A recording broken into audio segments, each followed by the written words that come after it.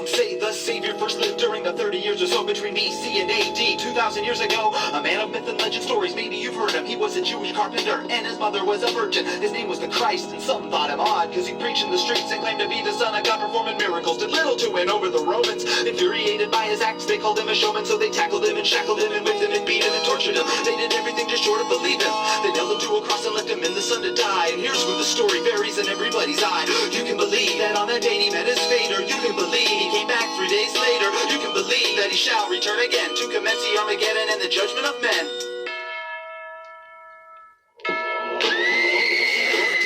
From the heavens, he'll emerge from the earth with worms in his eyes, his blood dry as dirt, all bones with little chunks of mummified flesh. Even the bugs in his bowels will be repulsed by the stench. Hungry as hell, not eaten into millennia, and he'll immediately need to stop eating. So he will search for the first church as down come the rains, moan in Aramaic with a craving for brains. Half-eaten believers scream, it's Jesus of Nazareth. Their dead bodies rise back to life like Lazarus. This horror story will be in the new Bible, written by zombies. Jesus knew his disciples, but Satan won't arrive for the end times war, and Christ will hunt 100 and be hungry for more. No rival, no reason to deliver us from evil. The undead Prince of Peace is feeding on people. Shall rise, rise, the Son of God will arrive, back from the dead, and when it happens, it'll blacken the skies. And he shall rise, rise, and we'll all be surprised as he walks the earth to the cries of he's alive. Now wait, what would Jesus do? Well, let me tell you what he'll do.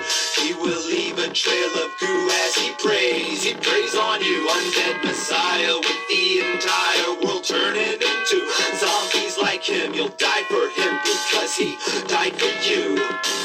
Oh, Jesus Christ, it's Jesus Christ! For centuries, men of cloth have warned us that this day will come, and they've used it to keep people oppressed under their moral thumb. They've controlled and convinced us that our lives are filled with sin. Well, guess what? That's who he's coming for. Those who think they're pure like him, he will never go after those who in it have faith. So all the non-believers around the world will be safe. All the Muslims and Buddhists, Satanists and atheists, the Jews will be safe too. But not the Jews for Jesus, and not the hypocrites or pro-life sexes who hide with the religious right in the heart of Texas. Most of our government will get the same, and anyone who's committed atrocities in his name will crucify Klansmen, and that'll be beautiful. Then get that fucking prick who pickets gay funerals. Catholic pedophiles are eating after he rapes them. Look out, so send you back to hell, Mel Gibson. Those old and grey on crusades who enforce Christian prayer in our schools and commandments in court. All his followers who twist the words that he said are the ones he'll hunt down when he goes back from the dead. Shall rise, rise, the Son of God will arrive, back from the dead, and when it happens, it'll blacken the skies. And he shall rise, rise, and we'll all be surprised as he walks the earth to the cries of he's alive. Now wait, what would Jesus do? Well, let me tell you what he'll do. He will leave a trail of goo as he prays on you, undead Messiah, with the entire world turning into zombies like him. You'll die for him because he died for you.